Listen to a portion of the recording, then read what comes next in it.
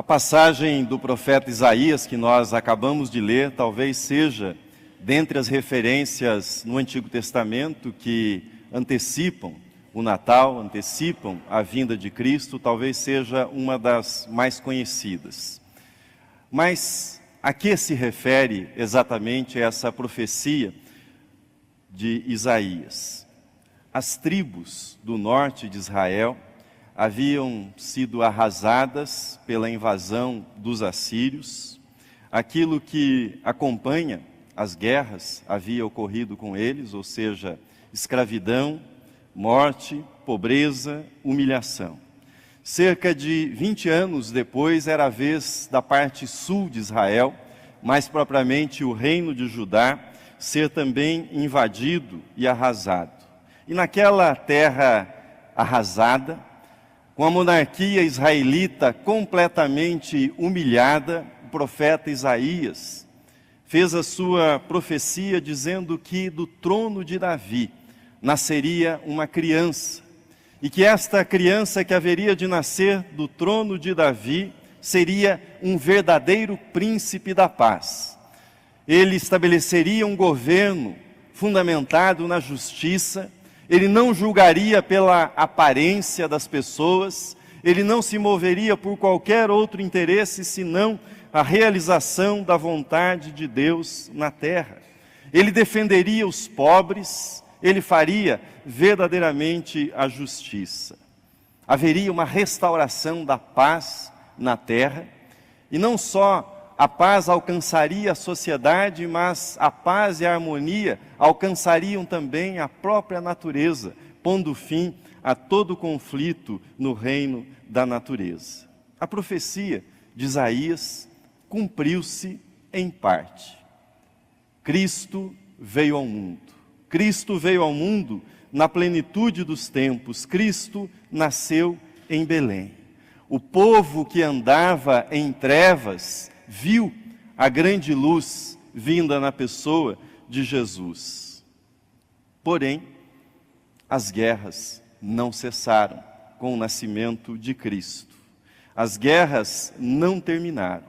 Desde o nascimento de Cristo, boa parte do planeta, da população, tornou-se cristã, seguidora de Jesus Cristo. Porém, nações com predominância de cristãos na população se envolveram nas maiores guerras do século passado.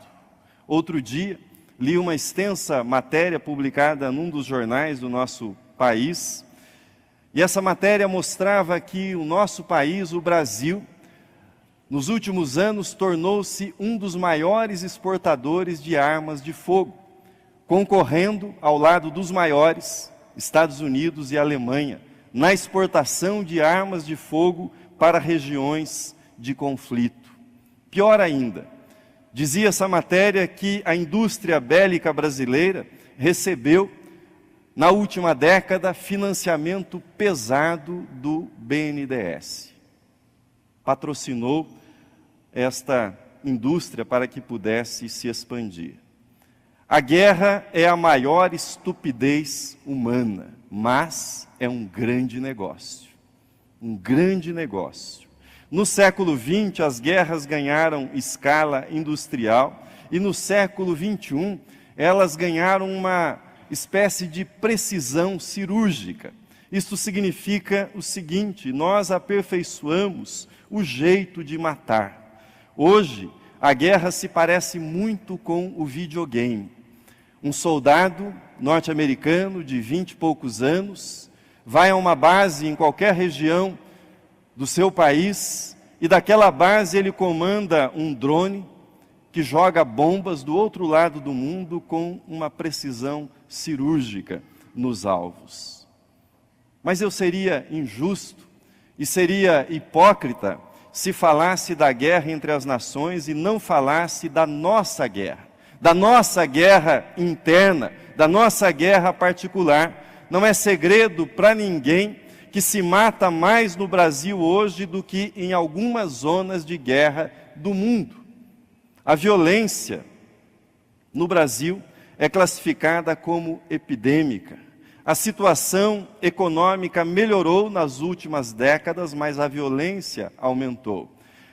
A desigualdade foi reduzida, assim como a miséria, mas a violência continuou crescendo no nosso país. Hoje o Brasil possui a 4ª população carcerária do mundo.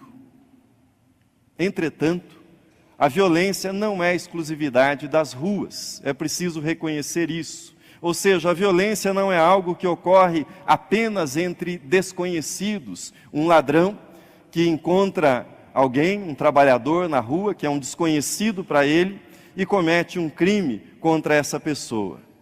A violência é muito mais complicada do que isso. A guerra está dentro dos lares. O lar, o doce lar, muitas vezes é o lugar do perigo e da agressão. Cerca de 1/3 das mulheres no nosso país relatam que já foram vítimas de agressão dentro da própria casa. Casais se agridem, pais agridem seus filhos, filhos agridem os seus pais. Esse é o quadro que nós temos no nosso país. Natal, tempo de paz. Será que isso é uma utopia? Será essa a nossa utopia? Nações em guerra, cidades inseguras e violentas, lares envenenados, dominados pelo ódio, pela agressão e o desrespeito. E chega mais um Natal. No nosso país, nas igrejas do nosso país, nas igrejas pelo mundo afora, mais uma vez, a profecia natalina é lida.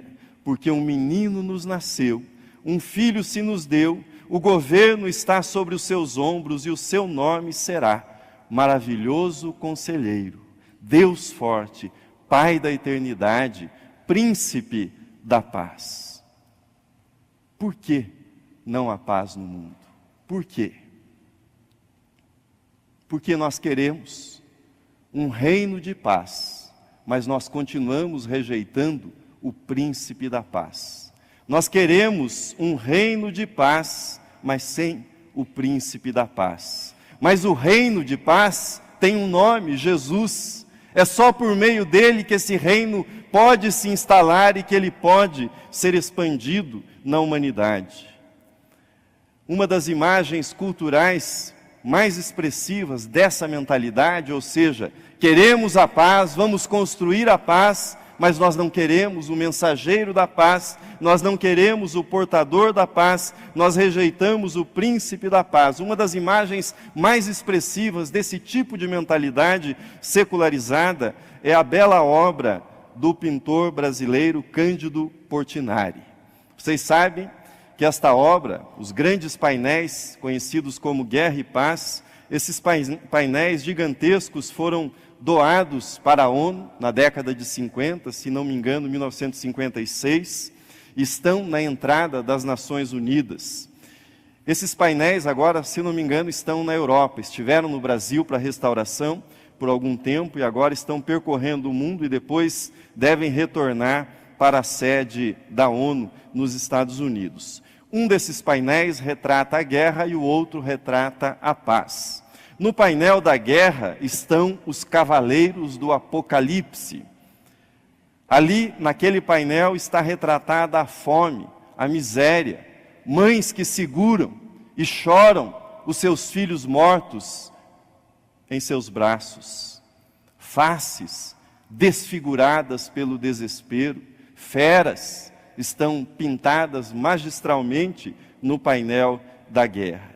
No painel da paz, crianças brincam no balanço, corais cantam na cidade, um cavalo branco é montado por 2 crianças e outras cenas belíssimas que retratam a paz. Porém, a meu ver, os painéis de Portinari, que era comunista e não pôde viajar aos Estados Unidos para a inauguração dos painéis na ONU, porque aquele era o período da Guerra Fria e ele não recebeu permissão para ir aos Estados Unidos. A meu ver, os painéis de Portinari retratam os cavaleiros do Apocalipse e seus flagelos, mas não retratam Veja isso. Retratam os cavaleiros do Apocalipse, mas não retratam o príncipe da paz, que no Apocalipse põe fim às guerras. Não há esta imagem. Portinari retratou somente o lado externo da guerra, como se o mundo estivesse dividido em dois, um mundo no qual há guerra e um mundo no qual há paz. A visão bíblica é muito mais complexa e muito mais completa, porque retrata também a guerra interna, retrata também o lado interno da guerra. Veja comigo na projeção, Tiago, capítulo 4, a partir do versículo 1, o texto está na tradução da Bíblia, conhecida como a Mensagem. Diz assim: de onde vêm todas as guerras e conflitos que assolam o mundo? Vocês acham que acontecem sem razão? Raciocinem. As guerras acontecem porque vocês exigem. É do meu jeito ou nada feito. E para terem o que querem, lutam com unhas e dentes. Vocês desejam o que não têm e são capazes de matar para consegui-lo. Invejam o que é dos outros e chegam a apelar para a violência. O que esse texto de Tiago nos mostra é: seja um conflito dentro da família, seja uma ação violenta cometida por alguém na rua, seja a invasão de um país por outro, o domínio bélico-militar de um país sobre o outro, na raiz de todo conflito, está sempre o egoísmo, ou seja, o desejo de fazer triunfar a minha vontade, de fazer triunfar a minha versão dos fatos, a minha interpretação. A raiz de toda a guerra, da menor à maior de todas as guerras, é sempre uma só: o triunfo do interesse próprio, a destruição do outro para que eu venha obter alguma vantagem, alguma satisfação sobre o outro. Um reino de paz definitivo, isto é, que não acabe, só pode ser obtido pela mudança da disposição interior de cada ser humano, de cada pessoa. Ou seja, a disposição de desistir de buscar sempre o seu interesse egoísta, ou seja, de colocar-se sempre em primeiro lugar. Veja novamente no livro de Isaías, o trecho que nós lemos, mas apenas a primeira frase: porque um menino nos nasceu, um filho se nos deu. Um filho se nos deu, ou seja, nos foi dado um filho. Quando o assunto é paz, Deus não nos oferece um conceito, Deus não oferece uma teoria, Deus não nos diz: assuma esse lado da política, porque se você estiver desse lado da política, você estará do lado certo. Quando o assunto é paz, Deus nos oferece o seu filho. Um filho nos foi dado, nos foi presenteado. A mensagem do Natal é: a paz definitiva para a humanidade só pode chegar, só pode vir por meio de Jesus Cristo. Essa é a mensagem que nós proclamamos no Natal. Ele é a encarnação de Deus entre nós. O Deus forte, o Pai da eternidade, veio ao mundo como um ser humano na pessoa de Jesus. Cresceu numa família pobre, numa região pobre e violenta, enfrentou privações, enfrentou limitações, como qualquer outro ser humano. Ele teve os seus interesses contrariados, ele foi hostilizado, ele foi zombado pelos seus contemporâneos, ele foi vítima de violência da parte dos judeus e da parte dos romanos. Ele foi humilhado, por fim ele foi pregado na cruz como um bandido, pregado entre ladrões. Mas quem era ele? O próprio Deus, o próprio Deus, o príncipe da paz. Por que ele fez isso? Por qual razão Deus fez isso? Veja na projeção, Isaías 53. Mas ele foi traspassado pelas nossas transgressões e moído pelas nossas iniquidades, o castigo que nos traz a paz estava sobre ele, e pelas suas pisaduras fomos sarados. A mensagem de Natal não é um conto de fadas. A mensagem do Natal reconhece a existência do mal, reconhece a existência do sofrimento, as guerras estão aí, a violência está aí, mas no Natal Deus dá a si mesmo. Deus se oferece para a nossa salvação e para a nossa paz. No Natal Deus entra no nosso mundo e absorve em si mesmo o veneno do pecado e da violência e nos devolve paz, nos devolve perdão. Eu disse para você que um reino de paz definitivo, isto é, que não acabe, só é possível por meio da mudança interior, da mudança de disposição de alma, de coração, ou seja, da recusa de buscar sempre o seu próprio interesse. Porque um menino nos nasceu, um filho se nos deu. Quando o empresário, ganancioso, disposto a fazer qualquer coisa pelo seu lucro e riqueza, se encontra com Cristo, o seu coração muda, a sua disposição muda. Quando o marido violento entende a mensagem do Natal, ou seja, que Deus não busca o seu próprio interesse, mas que Ele veio ao mundo para dar a vida por ele, quando ele entende isso, o seu coração muda, ele se arrepende do mal que tem feito a sua família. Quando o bandido violento percebe que ele não é uma vítima do sistema, mas que ele é um escravo do pecado, ou seja, dos seus piores instintos, dos seus instintos egoístas, quando ele entende isso e entrega a sua vida para Jesus, o seu coração muda e ele começa uma nova vida, ele se torna uma nova criatura. O que nós cristãos temos para dizer a respeito da paz neste Natal? Qual é a nossa mensagem sobre a paz? Se você quer paz, você precisa do príncipe da paz, e ele se chama Jesus. Se você quer luz na sua vida, você precisa de Jesus, pois ele é a luz do mundo. Se você quer perdão para todas as besteiras e tolices que você fez na sua vida, você precisa de Jesus, pois ele é o Cordeiro de Deus que tira o pecado do mundo, que nos purifica de todo pecado e de toda injustiça. Se você quer forças para se levantar e recomeçar a sua vida nesse Natal, você precisa de Jesus. Ele é o Deus forte, ele é o maravilhoso conselheiro.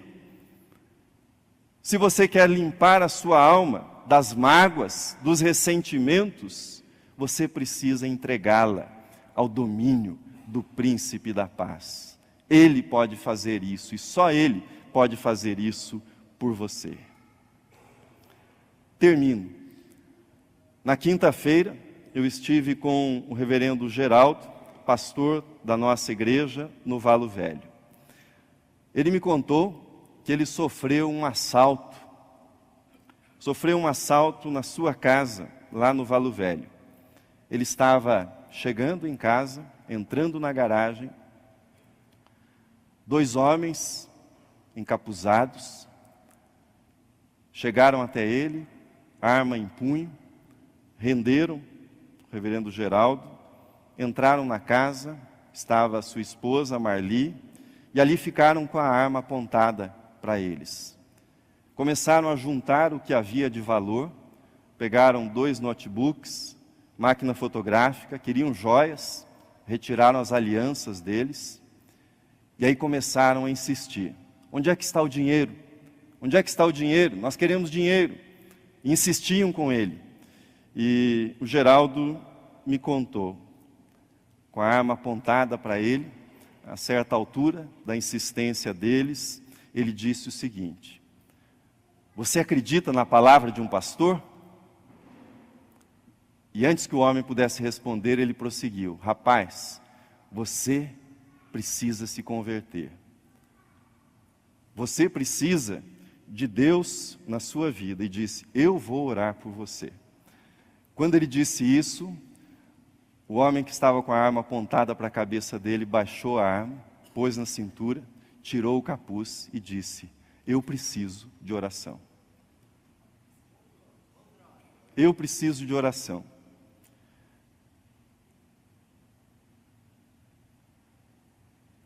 Entregou a chave do carro para ele e disse: não vou levar o seu carro, ore por mim. Aí disse: mas o notebook eu vou levar, essas coisas miudezas, porque nós estamos precisando. E imediatamente saíram da casa dele, devolveram a chave do carro. A notícia do assalto correu o bairro. E um rapaz, usuário de drogas, que tem sido evangelizado pelo Geraldo, ficou sabendo e encontrou o Geraldo e foi logo dizendo para ele: pastor, esses caras não podiam fazer isso com você. Você só tem feito bem aqui nesse bairro. Como é que eles foram fazer uma coisa dessa na sua casa? Veja comigo o versículo 7 de Isaías. Para que se aumente o seu governo e venha paz sem fim sobre o trono de Davi e sobre o seu reino, para o estabelecer e o firmar mediante o juízo e a justiça, desde agora e para sempre. O reverendo Geraldo está aumentando o reino da paz naquele bairro, está estendendo o reino da paz. Cada um de nós é chamado a aumentar o reino da paz, onde Deus nos colocou, onde Deus o pôs para que você seja uma testemunha que Cristo é o príncipe da paz. Amém.